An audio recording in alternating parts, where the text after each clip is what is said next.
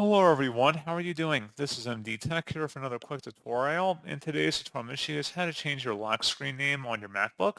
So this should hopefully be a pretty straightforward process, guys. And without further ado, let's go ahead and jump straight into it. So all I have to do is select the Apple icon up in the menu bar and then go down and select System Settings. And now on the left panel, you want to go down to Users and Groups. Go ahead and select that. And then right-click on your user account on the right side you want to change the lock screen name for. And select Advanced Options. Enter in your computer password in order to proceed here. And then at this point, you go ahead and change your full name just by selecting inside of here and then changing it. And then select OK to save. And that's pretty much it. So, as always, thank you guys for watching this brief tutorial. Do hope that was able to help you out, and I do look forward to catching you all in the next tutorial. Goodbye.